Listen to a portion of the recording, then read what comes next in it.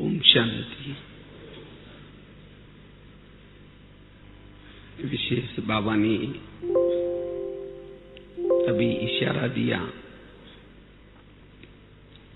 हमें संपन्न और संपूर्ण बनने का पुरुषार्थ करना है,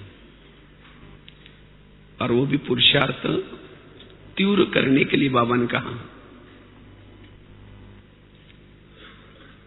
क्योंकि संपन्न और संपूर्ण बनने का पुरुषार्थ इस समय अनुसार बड़ा जरूरी है, क्योंकि हमारे ज्ञान, योग, धारणा और सेवा, ये चारों सब्जेक्ट का रिजल्ट है संपूर्ण बनना, संपन्न बनना। हम सभी 4 सब्जेक्ट पढ़ रहे हैं, एक ज्ञान, योग, धारणा और सेवा, और ये 4 सब्जेक्ट का रिजल्ट संपन्न और संपूर्ण। जिन्होंने इन 4 सब्जेक्ट को अच्छा बनाया, अच्छी स्टडी कर रहे हैं, वो रिजल्ट में संपन्न और संपूर्ण बनेंगे, और हमारी संपूर्णता, संपन्नता विश्व को परिवर्तन करेगी, सत्युग को लाएगी, समय को समीप करेगी। इतना ही नहीं, अगर हम संपन्न बनते हैं, संपूर्ण बनते हैं, तो हमारे द्वारा बेहद की सेवा हो सकती है। जो संपन्न है, संपूर्ण है, वो बेहद की सेवा कर सकेंगे, केवल वाणी के द्वारा नहीं, गुणों से, चाल चलन, चेहरे, उनका हर चीज सेवा का साधन बनेगा। कब? अगर हम संपन्न और संपूर्ण बनेंगे। इतना ही नहीं, जो संपन्न और संपूर्ण है वो कर्म योगी बन सकते हैं, वो संस्कार उनके परिवर्तन हो जाएंगे, उनको मेहनत करने की जरूरत नहीं, युद्ध करने की जरूरत नहीं है। और जितना जो संपन्न और संपूर्णता का पुरुषार्थ करता है, ऐसी आत्मा वायुमंडल को शक्तिशाली बना सकती है। इसीलिए बाबा कहते, बच्चे संपन्न और संपूर्ण बनो समय से पहले, और जो संपन्न और संपूर्ण है उनका पद भी ऊंचा होगा। ब्रह्मा बाबा भी संपन्न बने, संपूर्ण बने। वैसे आप सभी ने अभी 18 जनवरी मनाया, तो ये 18 जनवरी हमें क्या याद दिलाती है? अब घर चलना है, बाप समान बनना है, कर्मातीत बनना है,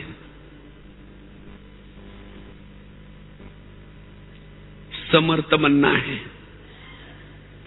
स्मृति स्वरूप बनना है, अशरीरी बनना है, विधेयी बनना है। ये सब चीजें ये 18 जनवरी हमें याद दिलाती है। तो इसी तरह हमें भी संपन्न और संपूर्ण बनना है, बाप समान बनना है, फरिश्ता बनना है।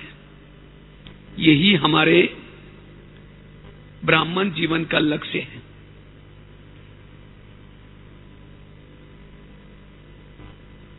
अगर हम संपन्न और संपूर्ण बनते हैं तो हमारे अंदर कुछ लक्षण दिखाई पड़ेंगे। पता चलेगा ये आत्मा संपन्नता के नजदीक जा रहे हैं, ये संपूर्णता के नजदीक जा रहे हैं। ऐसी आत्मा मान, अपमान, निंदा, स्तुति, ग्लानि समान रहेगी, कोई भी उसके संकल्प विकल्प नहीं चलेंगे। ये संपन्न और संपूर्ण आत्मा की निशानी है। और जो आत्मा संपन्न और संपूर्ण बनती जाएगी, उतना उसके अंदर त्याग की भावना आएगी। त्यागी, कुछ नहीं चाहिए,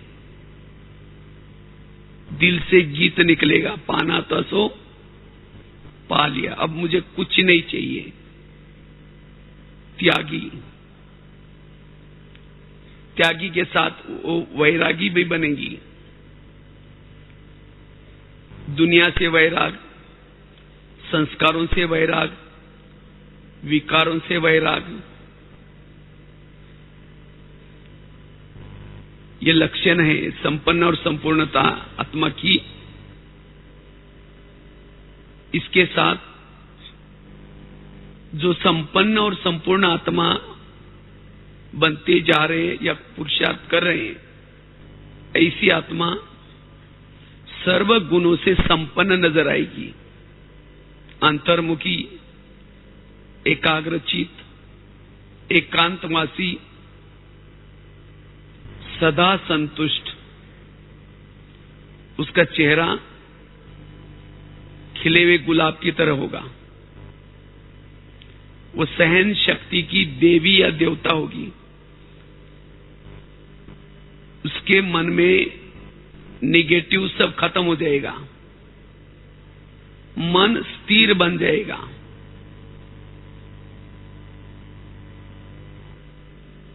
वो हर बात को पॉजिटिव रूप में लेंगे। ये निशानी है, ये लक्षण दिखाई पड़ेंगे।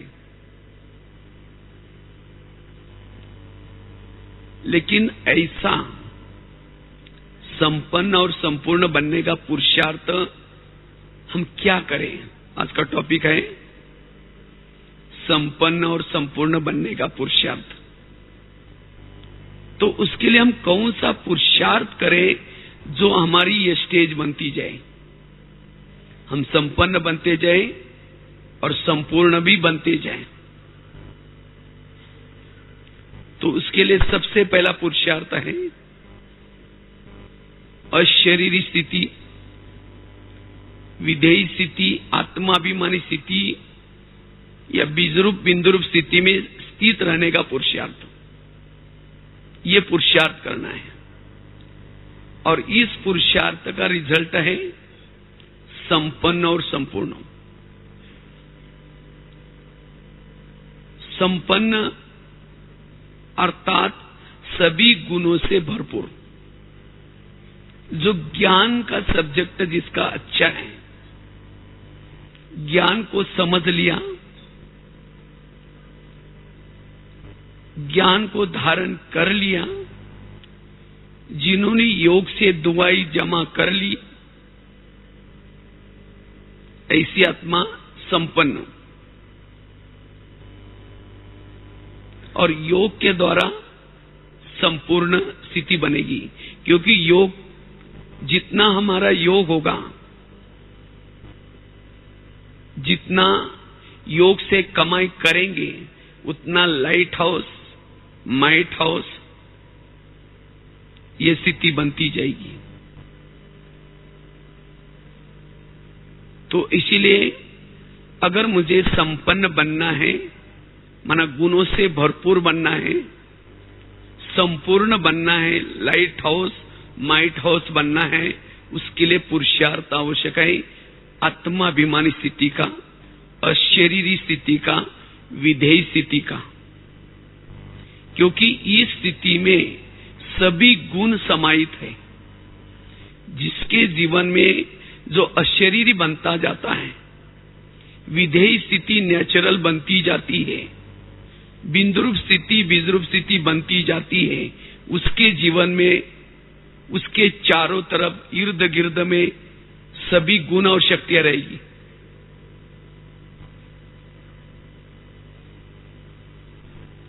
अर्थात वो सभी गुणों से संपन्न। और जिसके जीवन में गुण संपन्न है वो आत्मा,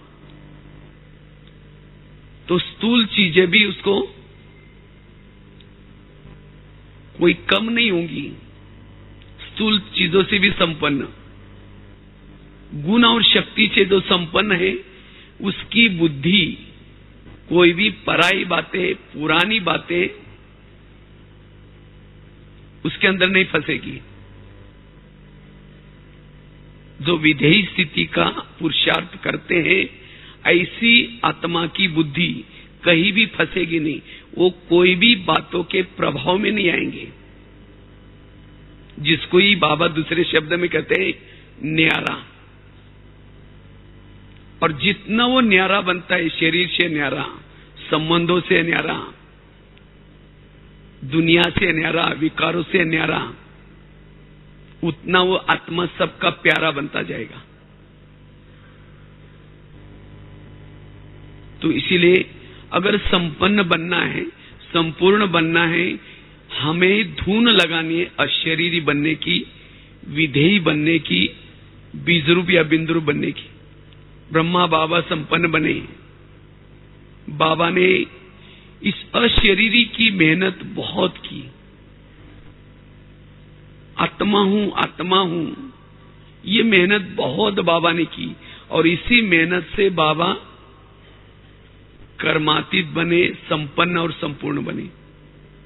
तो अगर मुझे संपूर्णता का कदम आगे लेना है, तीव्र पुरुषार्थी बनना है, तो इस 2013 में ये पहला लेसन, इसके ऊपर जोर देने की जरूरत है।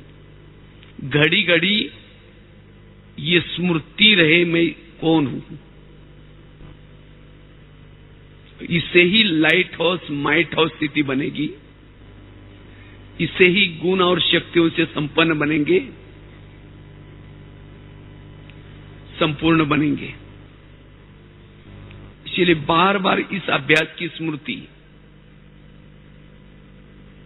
और ये अभ्यास मेरा नेचुरल बना रहे। सारा दिन मेरी कर्मों में भी संपन्न स्थिति रहे, संपन्न स्थिति रहे।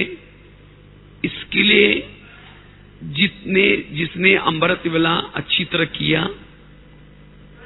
क्लास के पहले योग का अभ्यास किया, मुरली को ध्यान से अटेंशन से सुना, वो देही अभिमानी बन सकते हैं, अशरीरी विधेयी बन सकते हैं। और ये उसकी सवेरे 8 बजे का जो तक का टाइम है, जिन्होंने इसी समय तक मेहनत की, ये मेहनत उसको सारा दिन गुणों से संपन्न रखेगी और संपूर्ण भी बनाने में मदद करेगी। क्योंकि जिन्होंने 8 बजे तक ये मेहनत की है, वो सारा दिन कर्मयोगी बन सकते हैं। क्योंकि इसी मेहनत से, इसी पुरुषार्थ से, इसी अशरीरी स्थिति से हमें अतीन्द्रिय सुख मिल जाता है। जो अतीन्द्रिय सुख आत्मा की जन्म जन्मांतर की प्यास बुझाती है। और जिन्होंने ये अतीन्द्रिय सुख का अनुभव किया है, वो सारा दिन उसकी मन और बुद्धि कहीं भी फंसेगी नहीं, कहीं भी अटकेगी नहीं। उसके मन बुद्धि को कोई भी बांध नहीं सकता, फंसा नहीं सकता। और ऐसी आत्मा सारा दिन, उसकी आंखें खुली है, कान खुले हैं, सब कुछ देख रहे हैं, लेकिन देखते हुए भी न देखने की अवस्था बनी रहेगी। कोई भी बातों का मान अपमान निंदा स्तुति, कोई भी बातों का प्रभाव नहीं पड़ेगा। इसीलिए अगर मुझे संपन्नता का, संपूर्णता का पुरुषार्थ करना है, उसके लिए इस लेसन की तरफ हमारा ध्यान रहे।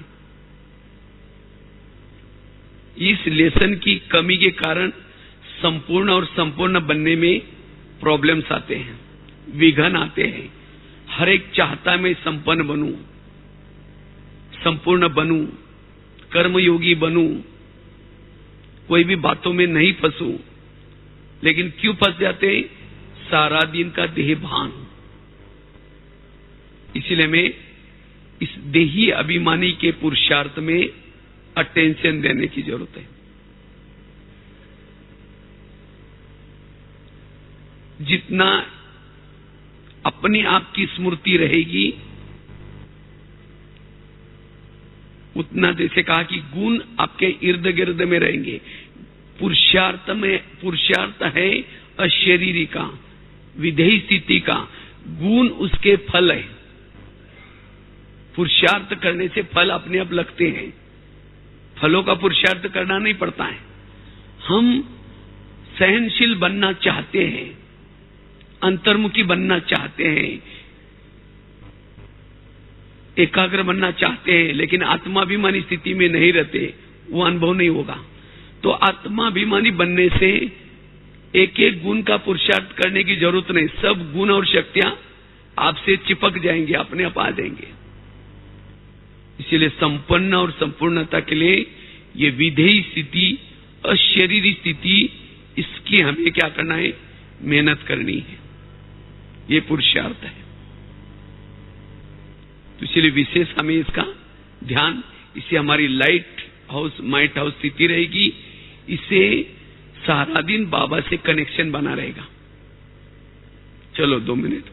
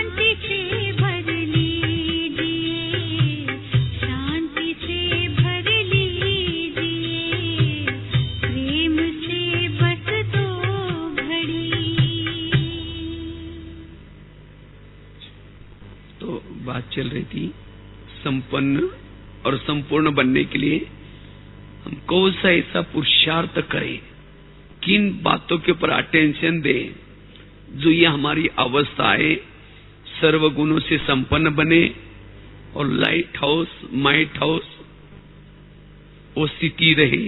इसके लिए पहली बात बताई, आत्मा अभिमानी स्थिति, विधेयी अशरीरी का अभ्यास। दूसरी बात है ज्वाला स्वरूप योग, लगन में मगन होने वाला योग या यथार्थ योग। जितना हमारा योग ज्वाला स्वरूप है,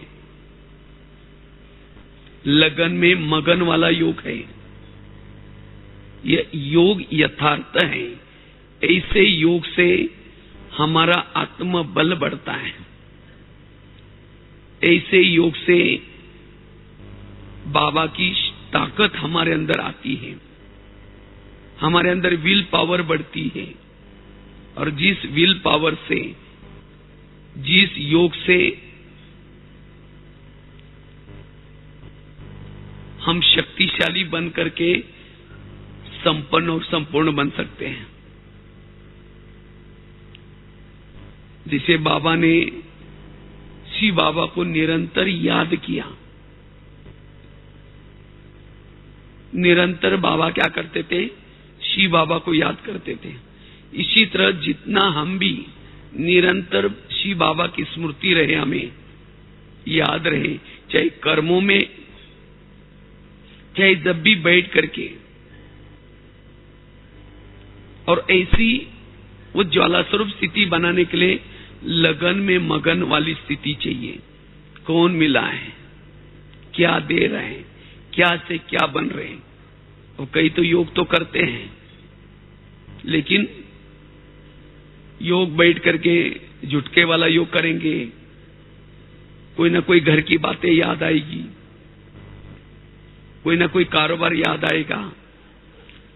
अगर ऐसा ही टाइम पास वाला योग किए हैं, उस योग से वो संपन्न स्थिति, वो संपूर्ण स्थिति नहीं आएगी। वो गुण जो सारा दिन मेरे साथ में रहने चाहिए, वो नहीं रहेंगे। क्योंकि गुणों को साथ में रखने के लिए हमारी स्थिति शक्तिशाली चाहिए। जो शक्तिशाली होता है उसका ही कोई कहना मानता है। कई कहते हैं ना, गुण और शक्ति मेरा कहना नहीं मानते। क्यों नहीं मानते? हम कमजोर हैं। और कमजोर क्यों हैं? क्योंकि बाबा से ताकत नहीं ली है। तो अगर आपने झुटका वाला योग किया, संकल्प विकल्प विरत संकल्प वाला योग किया, सारा दिन गुण और शक्ति आपकी कहना नहीं मानेंगे, सारा दिन विघ्न परिस्थिति के धोखे में रहेंगे, वो लाइट हाउस माइट हाउस स्थिति नहीं रहेगी, वो अतीन्द्रिय सुख वाली स्थिति नहीं रहेगी। इसीलिए जब भी योग के लिए बैठेंगे, लगन में मगन वाला योग। अपने प्राप्तियों को याद करो। बाबा ने जो हमें उपकार किए हैं, क्या उपकार किए हैं? कहां विकारों के गटर में गिरे थे, किसी ने नहीं उठाया। अनेक संबंधी आए हर जन्म में, धर्मात्मा आए, अनेक मित्र संबंधी आए, मां बाप मिले, लेकिन किसी ने नहीं उठाया। लेकिन बाबा ने आकर के हमें उसी विकारों के गटर से उठाया, गले लगाया, दुखों के आंसू पूछे। रोज कितनी पालना कर रहे हैं, टीचर बनकर के पढ़ा रहे हैं, साजन बनकर के श्रृंगार कर रहे हैं, सदगुरु बनकर के हर पल उसका वरदानों का हाथ सिर पर है। अगर योग में बैठ करके उस बाबा के उपकारों को याद करो, आंखों से आंसू आएंगे। वो लगन और मगन वाली स्थिति, वो ज्वाला स्वरूप स्थिति हमें लाइट हाउस माइट हाउस बनाएगी। और इससे हमारी ऑटोमेटिकली आत्मा की बैटरी चार्ज होगी, जिसे सारा दिन हम विधेयी स्थिति अशरीरी स्थिति में टिक सकेंगे, और जिस कारण गुण और शक्तियों से हम संपन्न बन सकेंगे। इसीलिए हमारा योग ज्वाला स्वरूप हो। जो भी बाबा ने योग के लिए जो टाइमिंग फिक्स किए हैं, नुमा शाम का योग 6:30 से 7:30, क्लास के पहले वाला अमृत वाला योग, बीच बीच में कुछ ट्रैफिक कंट्रोल्स, सोने से पहले योग, कुछ एक्स्ट्रा भी हम अगर करना चाहते हैं, ऐसे योग के तरफ ध्यान रहे।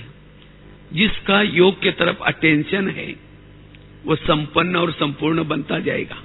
इसके लिए हमें कोई बहाने नहीं बताना है, नहीं क्या करे, टाइम ही नहीं मिलता। योग में बहुत बड़ी कमाई है। जैसे हम सेवा से कमाई करते हैं, जैसे हम धंधा दौरी करके कमाई करते हैं, लेकिन योग की कमाई अगर गिनो तो बहुत है, क्योंकि योग से हम राजा ही लेने वाले हैं। योग छोड़ करके अगर दुकान खोल करके बैठेंगे, कहेंगे अगर योग में जाएंगे तो 1 घंटे के हमारे 3-4 हजार रुपए मिस हो जाएंगे। 3-4 हजार रुपए कमाया, योग नहीं किया, सत्युग में ऊंच पद नहीं मिलेगा, तो कितनी कमाई घाटा हो गया। इसलिए योग भी एक बहुत बड़ी कमाई है। इसलिए जो योग के महत्व को समझता है, और वो भी ऐसा नहीं कि वैरत वाला योग, यथार्थ योग, और वो आत्मा संपन्न और संपूर्ण बनती जाएगी। तो अगर मुझे संपन्न बनना है, संपूर्ण बनना है, खुद टाइम निकाल करके, खुद का टीचर खुद बन करके, ऐसे नहीं कि कोई प्रोग्राम दे, कोई भट्टी रखे, कोई कहे, अब कोई कहने वाला भी नहीं है। खुद समझना है आगे कितना टाइम मिलेगा मुझे, और मुझे इस योग से स्वयं को वो अतीन्द्रिय सुख का अनुभव करना है। वो अनुभव सत्युग में भी नहीं होगा। सत्युग के सुख से भी यहां का जो प्रभु मिलन का सुख है बड़ा वंडरफुल है। और जिसने ये योग में टाइम निकाल करके योग किया, वो आत्मा कहीं भी फंसेगी नहीं, वो न्यारी प्यारी रहेगी, संपन्न संपूर्ण बनती जाएगी। उसकी बुद्धि सारा दिन जो सुख देने वाला सुखदाता उसके तरफ बार बार भागेगी। उसको वही दिखाई पड़ेगा, वो घर दिखाई पड़ेगा, और नजदीक जाने का, उसके साथ चिपके रहने का उसको ख्याल रहेगा। इसीलिए योग के तरफ ध्यान, ज्वाला स्वरूप यथार्थ योग। तीसरी चीज है, अगर हमें संपन्न बनना है, संपूर्ण बनना है, वैरत से मुक्त, निर्विघ्न स्थिति, या जिसको तीसरे शब्द में कहें सहन शक्ति की देवी या देवता बन जाए। संपन्न और संपूर्ण बनने में सबसे बड़ा विघ्न है वैरत। संकल्प जिसके वैरत चलते हैं वो संपन्न नहीं बन सकता, उसके साथ में गुण और शक्तियां नहीं रह सकती। क्योंकि जिसके मन में निगेटिव चलता है, पहले तो सहन शक्ति चली जाएगी, सहन शक्ति गई, उसकी 7 बहनें वो भी चली जाएगी, और अष्ट शक्तियां चली गई, अष्ट शक्तियों के बच्चे हैं दैवी गुण, वो भी चले जाएंगे। और जिसके साथ में गुण और शक्तियां नहीं, वो आत्मा लाइट हाउस माइट हाउस नहीं बन सकती। इसीलिए अगर मुझे संपन्न बनना है, संपूर्ण बनना है, उसके लिए मुझे क्या करना है, वैरत को खत्म करना है, निर्विघ्न रहना है। और उसके लिए बाबा ने कहा सहन शक्ति की देवी बनो या देवता बनो।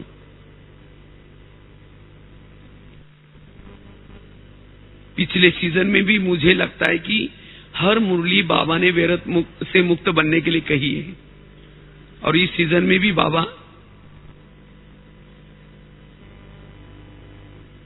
जैसे बेफिक्र बादशाह बनो। कौन बन सकता है? जो वैरत से मुक्त है, बेफिक्र बादशाह है। संतुष्ट मनी बनो। कौन बन सकता है? जो वैरत से मुक्त है, वो ऑटोमेटिकली संतुष्ट रह सकता है। और इसीलिए खास 31 तारीख के मुरली में भी 3 इशारे बाबा ने दिए। सहनशील बनो, और उसके लिए सहनशीलता से निर्विघ्न बनो और सदा संतुष्ट मनी बनो, ये कहा है। तो इसीलिए अगर मुझे संपन्न बनना है, संपूर्ण बनना है, इसीलिए विघ्नों से मुक्त। विघ्न 2 प्रकार के होते हैं, एक तो खुद के संस्कारों के विघ्न,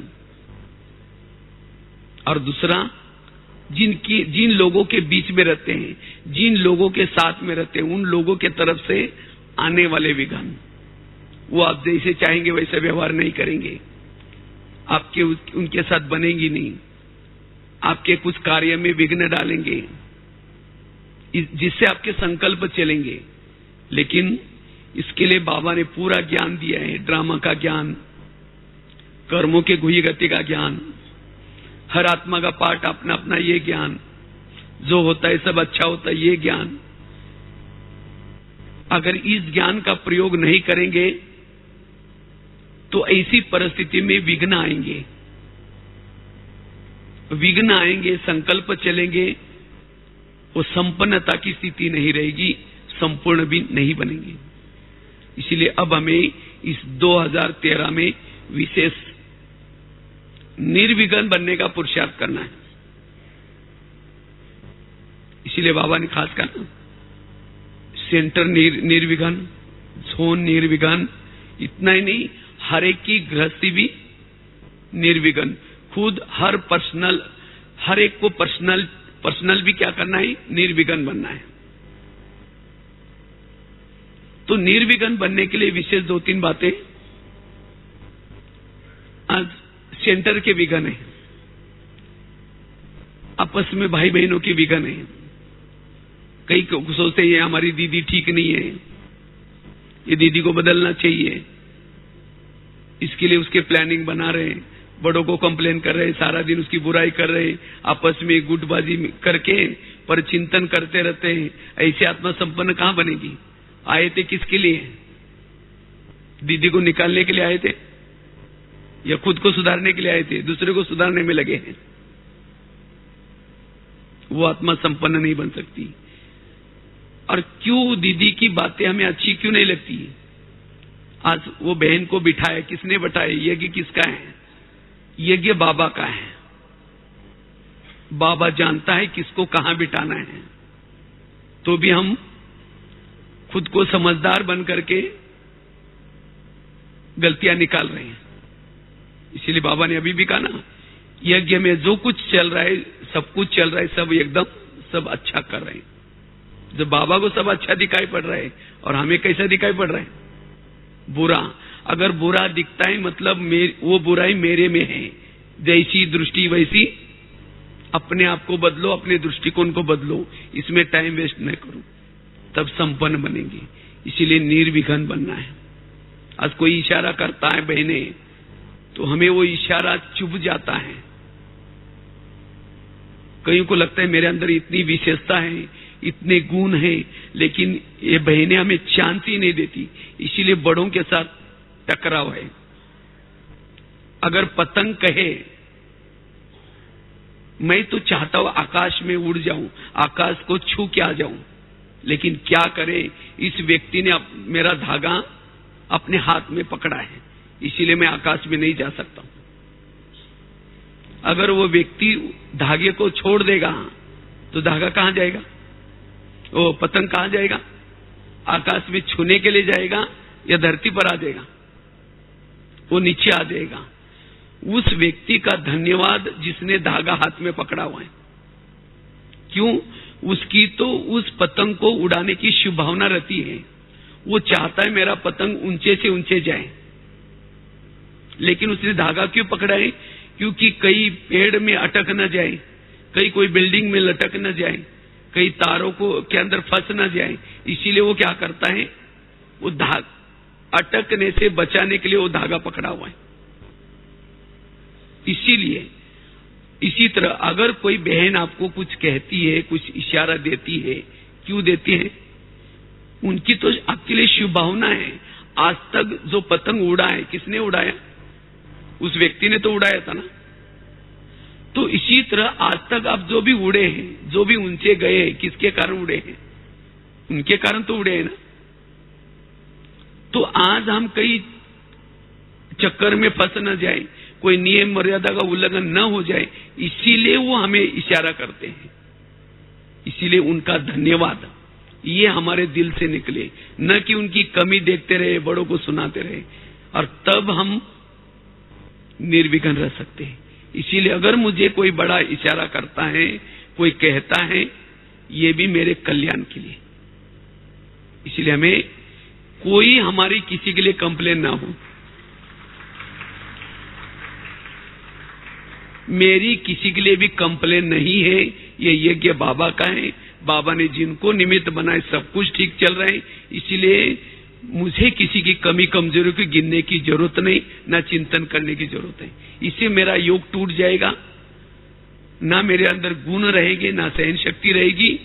इसीलिए मुझे अब इस 2013 में ये धून लगाने मुझे संपन्न बनना है। मुझे इन सब व्यर्थ बातों को छोड़ देना है, तब संपन्न बनेंगे, संपूर्ण बनेंगे। दूसरी बात है, आज विघ्न क्यों आते हैं? आप अच्छे हैं, आप बुरे नहीं है, तो भी कोई ग्लानि करता है, कोई बुरी बातें डालता है। हम क्या करते हैं? उसका चिंतन करते हैं, औरों को सुनाते हैं, और तब जाकर के विघ्न कम होने के बजाय बढ़ता जाता है। इसीलिए ऐसी व्यर्थ बातों का ना चिंतन करें, ना किसी को बताएं। उन बातों को बुद्धि से निकाल दो, वो आत्म संपन्न बनेगी। कोई भी निंदा करे, ग्लानि करे, कुछ भी बोले, हमें उसको बुद्धि में नहीं रखना है। व्यर्थ बातों को बुद्धि में नहीं रखना है। बहुत सुंदर एक घटना जो मैंने अभी कुछ दिन पहले एक मासिक में लिखी थी। एक व्यक्ति ने एक गधा खरीद किया, और जब गधा खरीद किया, वो गधा कुछ कारण से कुएं में गिर गया। जब कुएं में गिरा तो उस मालिक को लगता है अभी इसको निकाले नहीं निकाले, क्या करें? तो लास्ट में सोचता है वैसे बुढ़ा हो गया, अब क्या करना है निकाल करके। तो आसपास वालों को बुलाया और कहता है कि मेरा गधा जो है कुएं में गिरा है, और उसको क्या करना है? उसी में दफनाना है। तो दफनाने के लिए आसपास वालों को, लोगों को फावड़ा लेकर के बुलाया। सब लोग फावड़ा लेके आए, और क्या करते हैं?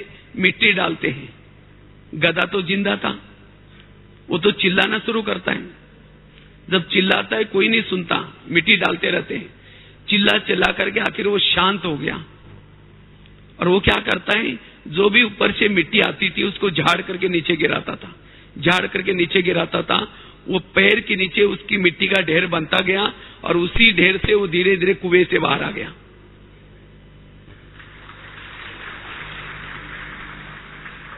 वो है समझदार गधा। उसने अपनी समझदारी की। अगर वो कुछ न करता पुरुषार्थ, तो मिट्टी आते आते वो जिंदा ही क्या होता, उसने खत्म हो जाता। इसी तरह आज आपको भी कोई ईर्ष्यावश, घृणावश ऐसी बातें डालेंगे, दबाने का कोशिश करेंगे, लेकिन आप क्या करो? ऐसी बातों को ना चिंतन करो, ना किसी को सुनाओ। आप सत्य है, सत्य रहो। उन बातों को सहनशील बन करके रहो। ऐसी बातों को झाड़ करके नीचे गिरा दो। तो वही बातें कुछ दिन तक अगर आप सहन करेंगे, वही बातें आपके उन्नति का साधन बन जाएगी। वही बातें आपको संपन्न और संपूर्ण बना देगी। वही बातें आपको आगे बढ़ाएगी। इसीलिए बाबा कहते बच्चे क्या करो? समझदार बनो। समझदार किसको कहेंगे? जो व्यर्थ बातों का चिंतन नहीं करते, किसी को ना ही सुनाते, विष को भी अमृत बना करके पीना, यह है समझदारी। वर्तमान समय विष को भी अमृत बना करके पियो, यह है समझदारी। निगेटिव बातों को पॉजिटिव बना करके क्या करो? बीती को भूल जाओ।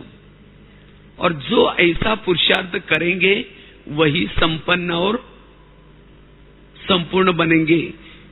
उसके साथ में गुण रहेगी, शक्तियां रहेगी, और वो लाइट माइट बनता ही जाएगा, अशरीरी विधेयी बनता ही जाएगा। इसीलिए अगर मुझे संपन्न बनना है, संपूर्ण बनना है, तो ये बातें तो सबके सामने आई है, बड़ों के सामने आई, शिव बाबा के सामने आई, ब्रह्मा बाबा के सामने आई, हमारी दीदी दादियों के सामने आई, तो हमारे सामने भी आएगी। लेकिन इस बातों का हमें ज्ञान के आधार से क्या करना है, उसको पॉजिटिव लेना है। क्योंकि हो सकता है यही बातें हमारे कोई पिछले जन्मों का हिसाब किताब होगा। नहीं तो कभी कभी कहते हैं, ऊपर देख करके कहेंगे, भगवान आपने भी आंखें बंद किया कि ये मेरे साथ क्या हो रहा है, या ऐसा क्यों होता है। यही चिंतन अंतर्मुखी बनने नहीं देगा, एकाग्र रहने नहीं देगा, योग में परमात्मा चिंतन, सोमानों को चिंतन करने नहीं देगा। इसीलिए हमें इन बातों को अब हमें क्या करना है, बुद्धि से निकालना है, निगेटिव को पॉजिटिव बनाना है, व्यर्थों से मुक्त। तो संपन्न बनने के लिए 3 बातें बताई। एक तो पहली बात बताई, अशरीरी स्थिति, विधेयी स्थिति, आत्माभिमानी स्थिति का अभ्यास। दूसरी बात बताई, ज्वाला स्वरूप योग, लगन में मगन रहने वाला योग, और साथ में यथार्थ योग। तीसरी बात, व्यर्थ से मुक्त निर्विघ्न स्थिति, और साथ में सहनशीलता के देवी या देवता बने। चौथी बात है, पर चिंतन, पर दर्शन, इससे भी मुक्त। संपन्न और संपूर्ण बनने में ये परचिंतन की बातें, व्यर्थ बातें बहुत बड़ा रोड़ा है। अभी भी 3-4 दिन पहले मुरली में बाबा ने कहा कि जो व्यर्थ बातें सुनाता है उसको अपना मित्र नहीं बनाओ, क्योंकि ऐसी कोई व्यर्थ बातें आपको सुनाता है, किसी यज्ञ निवासियों की, किसी बहन भाई की, अपने घर की, किसी की भी व्यर्थ बातें सुनाता है। व्यर्थ बातें सुनने से, उसका चिंतन करने से हमारी बुद्धि असोच्य बनती है, बुद्धि असोच्य बनती है। और जिसकी बुद्धि असोच्य है वो ना परमधाम को देख सकता है, ना परमात्मा को देख सकता है। जब भी योग में बैठेगा, उसको योग में वो एक प्रकार का व्यर्थ का पर्दा बन जाएगा, और उस पर्दे के द्वारा फिर बाबा को देख नहीं सकेंगे, योग का अनुभव नहीं कर सकेंगे। फिर वो लाइट हाउस माइट हाउस स्थिति कैसे बनेगी। इसीलिए अगर मुझे कर्मातीत बनना है, संपन्न और संपूर्ण बनने का तीव्र पुरुषार्थ करना है, तो इस 2013 में हमें किसी की भी व्यर्थ बातों को ना सुनना है, ना किसी को सुनाना है। ये हमारी दृढ़ प्रतिज्ञा चाहिए। ये है पुरुषार्थ, और इसी पुरुषार्थ का रिजल्ट में आप संपन्न और संपूर्णता के नजदीक जाते रहेंगे। क्योंकि इस बातों में, परचिंतन और व्यर्थ बातों में टाइम वेस्ट हो जाता है, आत्मा कमजोर बन जाते हैं। 1 घंटा परचिंतन करेंगे और 1 घंटा अगर योग कर लेते तो लाइट हाउस माइट हाउस स्थिति बन जाती। परचिंतन करने से कोई समर्थ नहीं बन सकते, कोई शक्तिशाली नहीं बन सकेंगे। इसीलिए दूसरे का भी टाइम वेस्ट और खुद का भी टाइम वेस्ट। इसीलिए इस वर्ष में हमें ये विशेष ध्यान देना है, और अगर ये ध्यान पक्का रखेंगे तब हम संपन्न और संपूर्णता के नजदीक जाएंगे।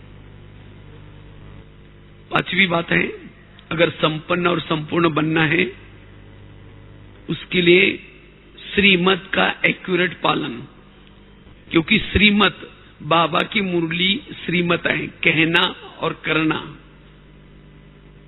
बाबा का हर कहना हमें व्यवहार में लाना है, क्योंकि ये श्रीमत हमें समर्थ बनाता है। अमृतवेला का श्रीमत, भोजन का श्रीमत, क्लास का श्रीमत, तो जितना श्रीमत प्रमाण चलते रहेंगे, बोलने का श्रीमत, देखने का श्रीमत, हर इंद्रियों के लिए श्रीमत मिला है। तो जितना जो श्रीमत का पालन करेगा वो लाइट हाउस माइट हाउस बनता जाएगा, संपन्न बनता जाएगा, कर्मातीत बनता जाएगा। एक दिन भी हमें थकना नहीं है श्रीमत के लिए। जो श्रीमत में थक जाता है वो कमजोर बनेगा। इसीलिए इस 2013 में बिल्कुल उमंग उत्साह में हमें क्या करना है, ये श्रीमत पर चलने का पुरुषार्थ करना है। और श्रीमत भी एक्यूरेट, ऐसे नहीं कि मुरली तो सुन ली लेकिन सारा दिन मुरली को भूल गए, मुरली का चिंतन नहीं किया, मुरली के आधे मार्ग कट हो गए। भोजन तो किया, बातें करते किया, बाहर का नहीं किया था, अपने घर का किया, खुद बनाया किया, लेकिन बातें करते किया, श्रीमत आधा पालन किया। बाबा ने केवल ये नहीं कहा कि बाहर का नहीं खाओ लेकिन याद में खाओ, ये भी तो श्रीमत है। योग तो किया लेकिन आंखें बंद करके किया, या व्रत वाला किया आधे मार्ग का कट। कोई सेवा की लेकिन मैं नहीं किया, मैं करता हूं, मैं पनाया, सेवा के मार्ग का कट। इसीलिए हर श्रीमत एक्यूरेट। और जितना ही श्रीमत के गहराई में जाएंगे आपकी स्थिति लाइट हाउस माइट हाउस बनती जाएगी। तो इस तरह से 5 बातें, और भी बहुत सारी बातें हैं जो हमें संपन्न और संपूर्ण बनाएगी। त्याग की वृत्ति हो, हमें अभी त्यागी बनने की जरूरत है, बेहद के वैरागी बनने की जरूरत है। अब मुझे कुछ देखने की, कुछ सुनने की, नहीं तो कोई लगता है देखो हमारे पड़ोसी ने तो देखो दिल्ली देखा, वो साइड सीन जाकर के घूम के आए, देखो हम कभी कहीं नहीं गए, कैसा हमारा लाइफ है। अरे जिसने भगवान को देखा, परमात्मा को देखा, हाँ, उसके लिए दिल्ली तो क्या सारी तीनों सब कुछ देख लिया। अब मुझे कुछ देखना बाकी नहीं रहा, कुछ सुनना बाकी नहीं रहा। अब मुझे क्या करना है, वैरागी बनना है। और जितना वैरागी बनेंगे उतना ये लाइट हाउस माइट हाउस की स्थिति बनती रहेगी। कोई अनेक इच्छाएं तृष्णाएं कुछ भी ना हो, और तब जाकर के हम इस स्थिति को प्राप्त कर सकते हैं। तो इसीलिए हमें अगर इन 5-6 बातों का विशेष ध्यान रखेंगे, एक तो पहली बताई विधेय स्थिति अशरीरी का अभ्यास, योग के तरफ ध्यान, ज्वाला स्वरूप योग, लगन में मगन वाला योग। तीसरी बात बताई विरत से मुक्त सहनशील बन करके रहे। उसके लिए भी जैसे बताया कोई भी ऐसी बातें आती है उसको झाड़ के नीचे गिरा दो, ऐसी बातों का चिंतन मंथन नहीं करना है। चौथी बात बताई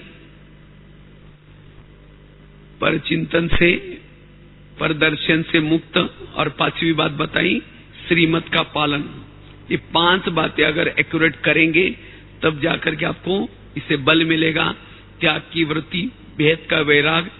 तो इसलिए हमें इस 2013 में 13 बनना है, बाप समान बनना है और अपना पद ऊंचा लेना है। तो इसलिए ये पुरुषार्थ करना है जिसे समय भी समीप आएगा और परिवर्तन भी जल्दी होगा। इसको कहेंगे एवर रेडी। ये पुरुषार्थ हमें करना है। ओम शांति।